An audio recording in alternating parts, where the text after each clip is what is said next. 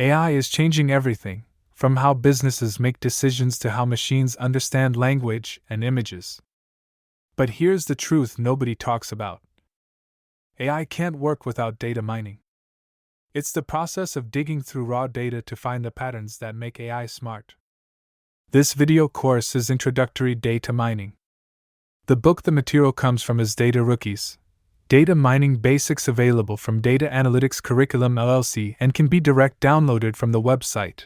In addition, there are supplements and lab exercises for download. Chapter 5, Classification Analysis. Chapter 5, Section 5, K-nearest neighbors. In this section, we'll look at another classification method called K-nearest neighbors, or KNN for short. KNN is a simple but powerful algorithm that classifies data points based on the classes of their nearest neighbors.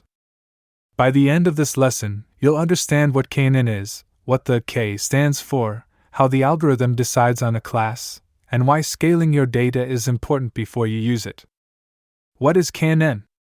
K-nearest neighbors is a classification algorithm that works by looking at the points that are closest to the one you're trying to classify. It doesn't try to build a complex model or equation. Instead, it looks around the neighborhood of the new point and asks, what are the classes of the points near me? The K in KNN is the number of neighbors the algorithm considers when making that decision. For example, if K equals 3, it will look at the 3 closest data points to see which class they belong to. Why scale data? Before using KNN, it's important to make sure all your input variables are on the same scale. For example, height might range from 50 to 80 inches, while weight might range from 100 to 300 pounds. Because the numbers for weight are larger, they could dominate the distance calculations, making height seem less important. To fix that, we standardize or scale the data so that each variable contributes equally when measuring distance. Example dataset. Imagine a dataset where we're trying to classify people as adults or children based on their height and weight.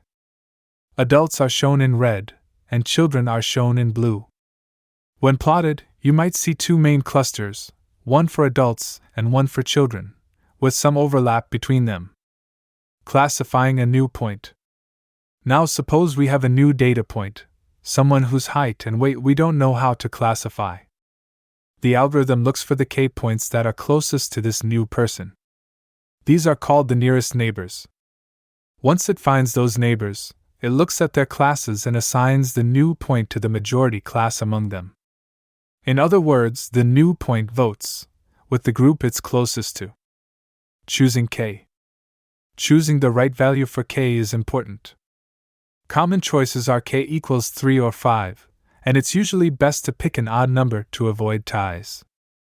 If K is too small, the model can become too sensitive to noise or outliers. For example, one unusual data point could change the result. If K is too large, the model can become too smooth and start ignoring the local structure in the data. K equals 3 example. Let's look at a simple example. If we set K to 3, the algorithm finds the 3 closest points. If 2 of them are children, blue, and 1 is an adult, red, then the majority is children, so the new point is classified as a child. K equals 5 example. If we use K equals 5, the algorithm looks at the 5 nearest neighbors instead. Again, the class with the most neighbors wins the vote and becomes the predicted class. Distance metrics. To measure closeness, KNN usually uses Euclidean distance, the straight line distance between points. Other distance measures can be used depending on the data or context, but Euclidean distance is the most common. To summarize, K-nearest neighbors is a simple, intuitive algorithm that classifies points based on nearby examples. It works well when you have a small number of predictors and a clear relationship between distance and similarity. Just remember, scaling your data and choosing a good value for K are essential for getting reliable results. KNN may be simple, but it's a great example of how pattern recognition and proximity can be used to make smart, data-driven classifications.